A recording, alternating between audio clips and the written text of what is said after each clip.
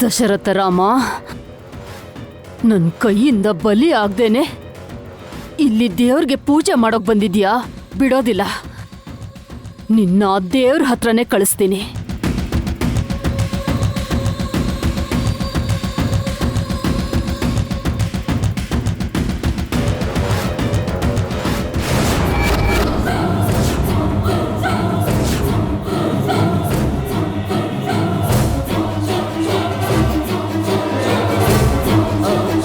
Lawyer ಅಖಿಲ? ಹಾ, lawyer ಅಖಿಲನೇ.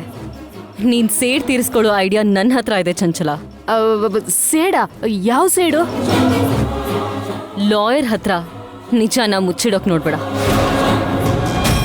Dashrath Ram uncle ಮೇಲೆ ನಿನಗಿರೋ ದ್ವೇಷದ ಬಗ್ಗೆ ನನಗ್ ಗೊತ್ತು.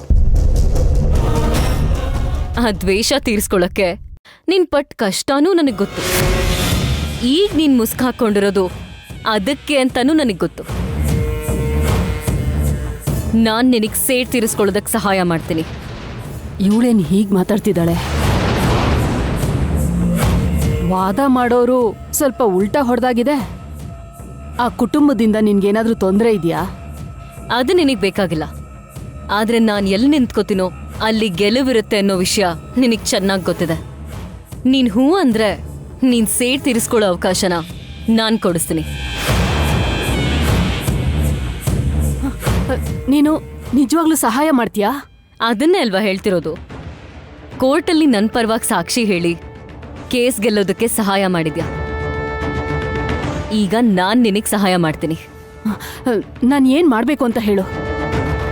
ದಶರಥ ರಾಮನ್ ಮೇಲೆ ಸೇಡ್ ತೀರ್ಸ್ಕೊಳ್ಳೋದಕ್ಕೆ ನಾನು ಏನ್ ಬೇಕಾದ್ರೂ ಮಾಡೋಕ್ ಸಿದ್ಧವಾಗಿದ್ದೀನಿ.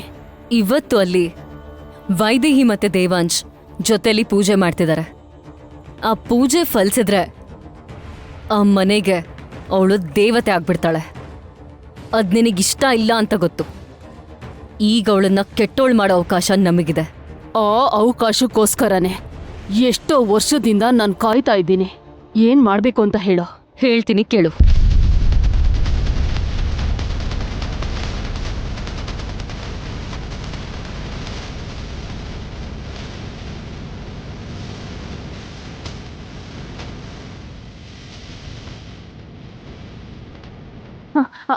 ಆಮೇಲೆ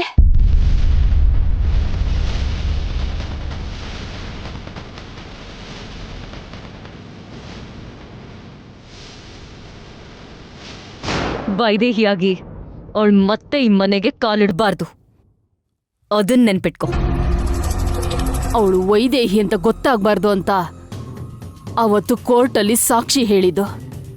ಈಗ ಮತ್ತೆ ವೈದೇಹಿಯಾಗಿ ಬರೋಕ್ ಬಿಡ್ತೀನ? ಇದೇ ದೇವಸ್ಥಾನದಲ್ಲಿ ಅವಳನ್ನ ನಾನು ದೇವ್ರ ಹತ್ರ ಕಳಿಸ್ತೀನಿ. ದಶರಥರಾಮ, ಒಂದು ವಿಷಯನ ಚೆನ್ನಾಗಿ ನೆನಪಿಟ್ಕೋ. ಇದು ಪಾಪ ಪರಿಹಾರಕ್ಕೋಸ್ಕರ ಮಾಡೋ ಪ್ರಕ್ಷಾಲನೆ. ಇದರಲ್ಲೇನಾದರೂ ಅಪಚಾರ ಆದರೆ ಪಾಪ ಪರಿಹಾರನ ಮಾಡ್ಕೊಳ್ಳೋದು ಹಾಗಿರ್ಲಿ, ಇನ್ನಷ್ಟು ಪಾಪಗಳನ್ನ ಮೂಟೆ ಕಟ್ಕೋಬೇಕಾಗತ್ತೆ. ನೀವು ಎಚ್ಚರಿಕೆಯಿಂದ ಇರಬೇಕು.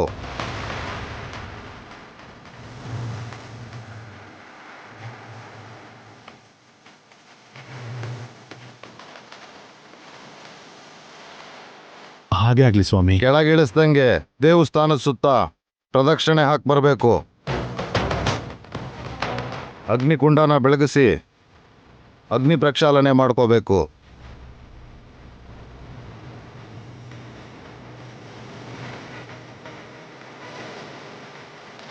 ಆಗ ಮಾತ್ರ ದೇವರ ಆಶೀರ್ವಾದ ಪಡ್ಕೊಂಡು ನೆಲ ಮಾಳಿಗೆನ ತೆಗಿಬಹುದು. ಸರಿ.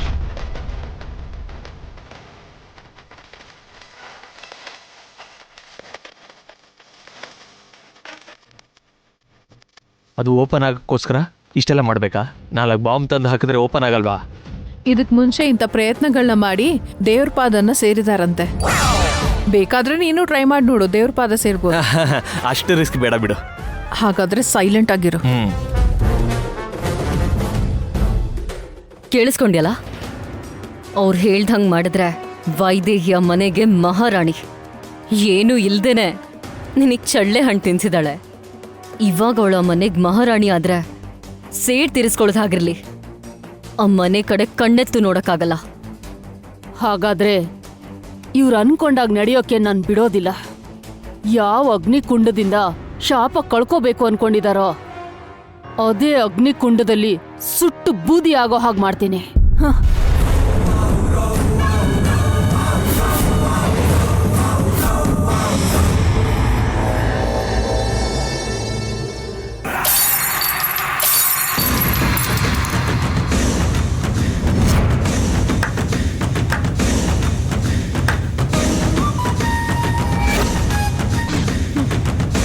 ಪಾಪ ಪರಿಹಾರ ಪೂಜೆ ಮಾಡ್ತೀರಾ?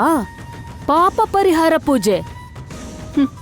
ಆ ಪೂಜೆ ನಡಿದೆ ಹೋದ್ರೆ ದೇವ್ರು ಏನ್ ಶಿಕ್ಷೆ ಕೊಡ್ತಾನೋ ಗೊತ್ತಿಲ್ಲ. ಆದ್ರೆ ಆ ಪೂಜೆ ನಡಿದೆ ಇರೋ ಹಾಗೆ ತಡೆಯೋದಕ್ಕೆ ನಿನ್ ಮಗ ಸೊಸೆ ಇಬ್ರಿಗೂ ನಾನು ಕೊಡ್ತಿರುವಂತ ಶಿಕ್ಷೆ ಇದು. ನಿಮ್ಮೆಲ್ರೂ ನಾನು ಬಲಿ ತಗೋತೀನಿ.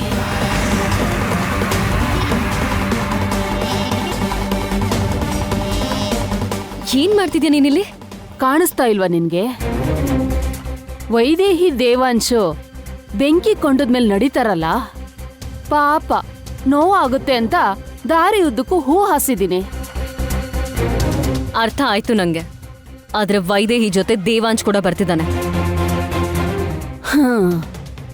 ಬಂದ್ರೆ ಬರ್ಲಿ ಬಿಡು. ನಿನ್ ಪ್ರೀತಿನ ಸ್ವಲ್ಪ ಹೊತ್ತು ದೇವಸ್ಥಾನದಿಂದ ಆಚೆ ಇಟ್ಬಾ.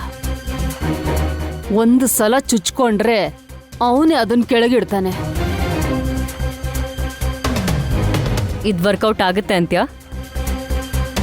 ಒಂದು ಸಲ ಅದ್ರ ಮೇಲೆ ಕಾಲಿಟ್ಟು ನೋಡು. ಪಾದಕ್ಕೆ ಕಸಕ್ಕಂತ ಹೇಗ್ ಚುಚ್ಕೊಳ್ಳುತ್ತೆ ನೋಡು. ಒಂದ್ ವೇಳೆ ಇದನ್ನ ನೋಡಿ ನಿಂತ್ಕೊಂಡ್ಬಿಟ್ರೆ? ನಿಲ್ಸೋದಿಲ್ಲ. ಆ ಸಾಧು ನಿಲ್ಲಿಸ್ಬಾರ್ದು ಅಂತ ಹೇಳಿದಾರಲ್ಲ. ಕುಟುಂಬಕ್ಕೋಸ್ಕರ ಅವಳು ನಡ್ದೇ ನಡೀತಾಳೆ. ಆದ್ರೆ ಅವಳು ಸೇರ್ಬೇಕಾಗಿರೋ ಜಾಗಕ್ಕೆ ಸೇರೋದಿಲ್ಲ. ಎಲ್ಲರ ಆಸೆನೂ ನೀರಲ್ಲಿ ಹೋಮ ಆದಾಗುತ್ತೆ. ಆ ವೈದೇಹಿ ಗೆಲುವನ್ನ ನೋಡ್ಬಾರ್ದು. ವೈದೇಹಿ ಜೊತೆ ಇಡೀ ಕುಟುಂಬ ಸೋಲ್ಬೇಕು ಅಂತ ಅಂದ್ರೆ ನೀನಿದ್ರಲ್ಲಿ ತಲೆ ಹಾಕ್ಬೇಡ. ಏನ್ ನಡೆಯುತ್ತೋ ಅದನ್ನ ನೋಡ್ತಾ ಇರೋ. ದೇವಾಂಶ್ಗೆ ಏನಾಗುತ್ತೋ ಅಂತ ಆಮೇಲೆ ಯೋಚನೆ ಮಾಡುವಂತೆ ದೂರ ನಿಂತ್ಕೊಂಡು ತಮಾಷೆ ನೋಡೋಣ ಬಾ.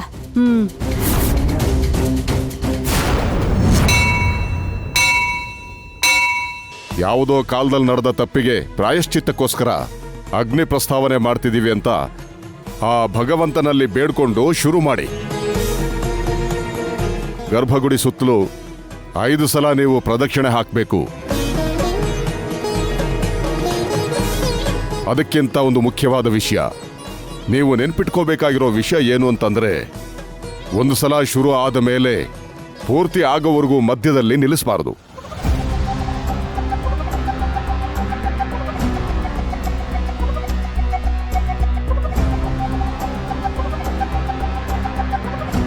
ಯಾವುದೇ ಪರಿಸ್ಥಿತಿಯಲ್ಲೂ ತಲೆ ಮೇಲೆ ಇಟ್ಕೊಂಡಿರೋದನ್ನ ನೆಲಕ್ಕೆ ತಾಗದೇ ಇರೋ ಹಾಗೆ ನೋಡ್ಕೊಳ್ಳಿ.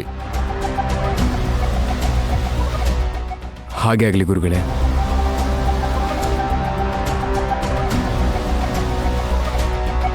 ನೀನ್ ತಲೆ ಮೇಲೆ ಹೊತ್ತಿರೋದು ಬರೀ ಬೆಂಕಿ ಕುಂಡ ಅಲ್ಲ, ನಿನ್ನ ಮುಂದಿನ ತಲೆಮಾರಿನ ಭವಿಷ್ಯ. ಇಂತಹ ಪರಿಸ್ಥಿತಿಯಲ್ಲಿ ನೆಲಕ್ಕೆ ತಾಗದೇ ಇರೋ ಹಾಗೆ ನೋಡ್ಕೋಬೇಕು. ಪ್ರಾಣ ಹೋದ್ರೂ ಸರಿ, ಪ್ರದಕ್ಷಿಣೆ ಆಗೋವರೆಗೂ ಕೆಳಗಿಳಿಸಲ್ಲ ಅಜ್ಜಿ.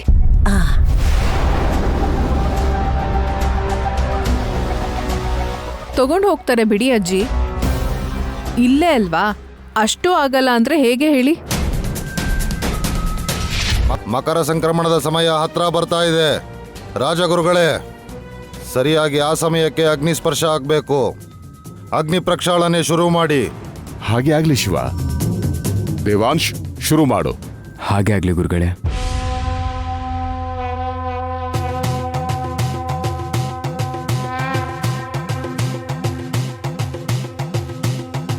ಓಂ ನಮಃ ಶಿವಾಯ. ಓಂ ನಮಃ ಓಂ ನಮಃ ಶಿವಾಯ.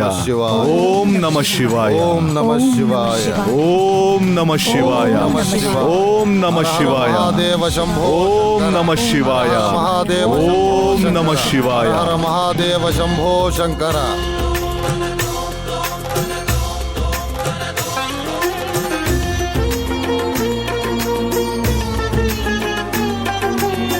ಓಂ ನಮಃ ಶಿವಾಯ. ಓಂ ನಮಃ ಶಿವಾಯ. ಓಂ ನಮಃ ಶಿವಾಯ. ಅವಳ ಕಾಲ್ಗೆ ಈ ಗಾಜಿನ ಚೂರು ಚುಚ್ಕೊಂಡ್ಮೇಲೆ ಬೆಂಕಿ ಕೊಂಡದ್ಮೇಲೆ ಹೇಗ್ ನಡೀತಾಳೋ ನಾನು ನೋಡ್ತೀನಿ.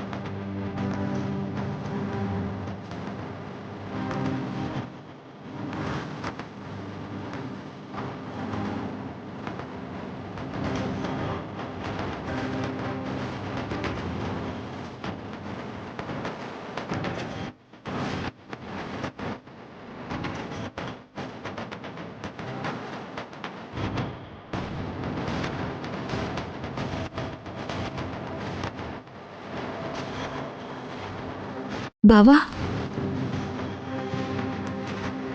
ಏನೇ ಆದರೂ ಸರಿ ವೈದೇಹಿ, ನಾವು ಈ ಪೂಜೆನ ಸಂಪೂರ್ಣ ಮಾಡಲೇಬೇಕು. ಸರಿ ಬಾವಾ.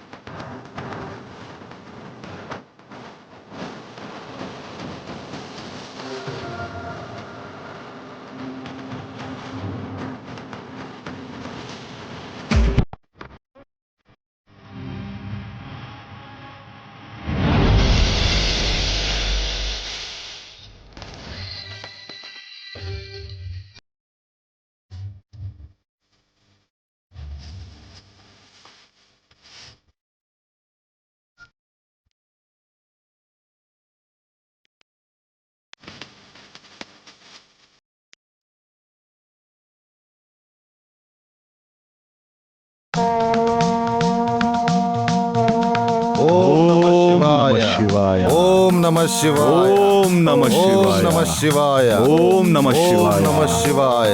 ಓಂ ನಮಃ ಶಿವಾಯ. ಹರ ಹರ ಮಹಾದೇವ ಶಂಭೋ ಶಂಕರ. ಹರ ಹರ ಮಹಾದೇವ ಶಂಭೋ ಶಂಕರ. ಹರ ಹರ ಮಹಾದೇವ ಶಂಭೋ ಶಂಕರ. ಹರ ಹರ ಮಹಾದೇವ ಶಂಭೋ ಶಂಕರ. ಶಂಭೋ ಶಂಕರ. ಎಷ್ಟು ಮೊಂಡಿ ಅಂತ ನೋಡು ಚಂಚಲ, ಚುಚ್ತಿದ್ರು ಹಾಗೆ ಹೋಗ್ತಾ ಇದ್ದಾಳೆ. ಭಯ ಪಡಬೇಡ, ಇನ್ನು ನೋಡೋದು ತುಂಬಾನೇ ಇದೆ. ಅಷ್ಟಕ್ಕೂ ಮನುಷ್ಯಲೇನಾ ಇವಳು? ಕಾಲಿಗೆ ಗಾಜ್ ಚುಚ್ಕೊಂಡಿದ್ರು ಕೂಡ ನೋವ್ನ ಹೇಗ್ ಸಹಿಸ್ಕೊಂಡಿದ್ದಾಳೆ? ಜೊತೆಲ್ ಪ್ರದಕ್ಷಿಣೆನ್ ಬೇರೆ ಪೂರ್ತಿ ಮಾಡಿದಾಳೆ. ಅಲ್ಲೇ ಬಿದ್ದೋಗ್ಬೇಕಾಗಿತ್ತು ಇವ್ರು. ಆದ್ರೆ ಎಲ್ಲಿಂದ ಶಕ್ತಿ ಬಂತೋ ಇವ್ರಿಗೆ. ಹರ ಹರ ಮಹಾದೇವ ಶಂಭೋ ಶಂಕರ. ಹರ ಹರ ಮಹಾದೇವ ಶಂಭೋ ಶಂಕರ. ಓಂ ನಮಃ ಶಿವಾಯ. ಹರ ಹರ ಮಹಾದೇವ ಶಂಭೋ ಶಂಕರ. ಹರ ಹರ ಮಹಾದೇವ ಶಂಭೋ ಶಂಕರ. ಹರ ಹರ ಮಹಾದೇವ ಶಂಭೋ ಶಂಕರ. ಹರ ಹರ ಮಹಾದೇವ ಶಂಭೋ ಶಂಕರ. ಹರ ಹರ ಮಹಾದೇವ. ಹರ ಹರ ಮಹಾದೇವ ಶಂಭೋ ಶಂಕರ. ಶಂಭೋ ಶಂಕರ. ಹರ ಹರ ಮಹಾದೇವ. ಹರ ಹರ ಮಹಾದೇವ ಹರ ಹರ ಮಹಾದೇವ. ಹರ ಹರ ಹರ ಮಹಾದೇವ ಶಂಭೋ ಶಂಕರ. ಹರ ಹರ ಮಹಾದೇವ ಶಂಭೋ ಶಂಕರ. ಹರ ಹರ ಮಹಾದೇವ ಶಂಭೋ ಶಂಕರ. ಶಂಭೋ ಶಂಕರ. ಹರ ಹರ ಮಹಾದೇವ. ಹರ ಹರ ಮಹಾದೇವ ಶಂಭೋ ಶಂಕರ. ಹರ ಹರ ಮಹಾದೇವ ಶಂಭೋ ಶಂಕರ. ಶಂಭೋ ಶಂಕರ. ಓಂ ನಮಃ ಶಿವಾಯ. ಓಂ ನಮಃ ಶಿವಾಯ.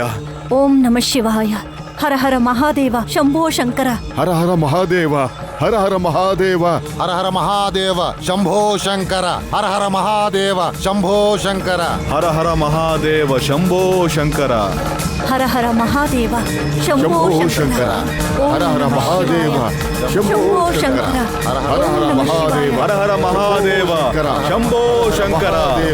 ಶಂಭೋ ಶಂಕರ. ಹರ ಹರ ಮಹಾದೇವ ಶಂಭೋ ಶಂಕರ.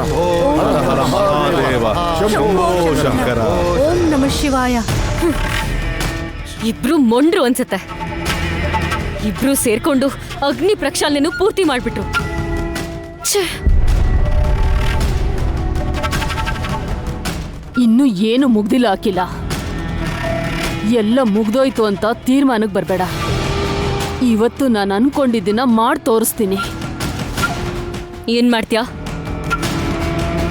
ನೀನೇ ನೋಡ್ತೀಯಲ್ಲ.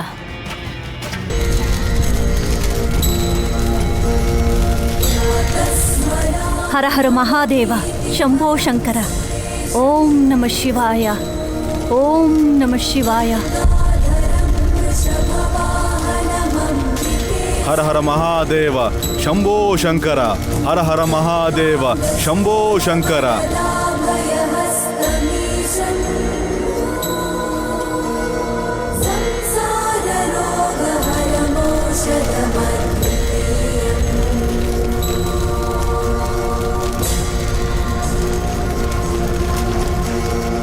ಹರ ಹರ ಮಹಾದೇವ ಶಂಭೋ ಶಂಕರ.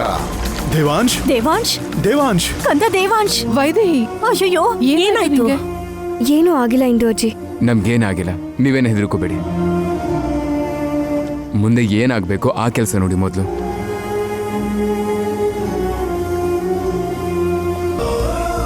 ರಾಜಗುರುಗಳೇ, ಈಗ ಅಗ್ನಿ ಪ್ರಕ್ಷಾಲನೆ ಪೂರ್ತಿಯಾಗಿದೆ. ಅಗ್ನಿಯಿಂದ ಪವಿತ್ರರಾದ ಮೇಲೆ ನೆಲಮಾಳಿಗೆಗೆ ಪ್ರವೇಶ.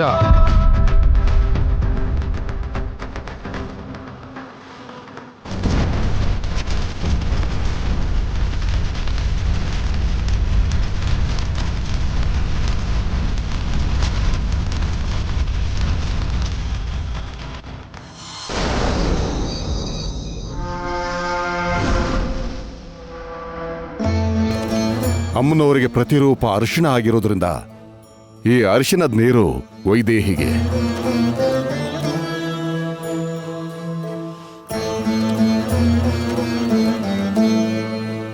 ಕುಂಕುಮ ಕಲಸಿರೋ ನೀರು ದೇವಾಂಶ್ಗೆ. ಈ ನೀರಿನಿಂದ ಮಂಗಳ ಸ್ನಾನವನ್ನು ಮಾಡಿ ನಂತರ ಬೆಂಕಿ ಕೆಂಡದ ಮೇಲೆ ನಡಿಬೇಕು. ಇಷ್ಟು ಸಾಕು ವೈದೇಹಿನ ಮೇಲ್ ಕಳ್ಸೋದಕ್ಕೆ. ತಲೆ ಮೇಲೆ ಹಾಕೋ ನೀರೇ ಬೆಂಕಿ ಹತ್ಸೋ ಪೆಟ್ರೋಲ್ ಆದ್ರೆ ವೈದೇಹಿ ಸ್ನಾನ ಮಾಡೋದು ಅರ್ಶನದ ನೀರಲ್ಲಿ. ಅದೇ ನೀರಲ್ಲಿ ಪೆಟ್ರೋಲ್ನ ಮಿಕ್ಸ್ ಮಾಡಿದ್ರೆ ಪೆಟ್ರೋಲು ಅರ್ಶನದ ನೀರು ಮಿಕ್ಸ್ ಆದ್ರೆ ಯಾರಿಗೂ ಅನುಮಾನ ಬರಲ್ಲ. ಅವಳು ಆ ನೀರನ್ನ ತಲೆ ಮೇಲೆ ಸುರ್ಕೊಂಡ್ಮೇಲೆ ಅವಳನ್ನ ಕಾಪಾಡೋದಕ್ಕೆ ಯಾರಿಂದನೂ ಸಾಧ್ಯ ಇಲ್ಲ.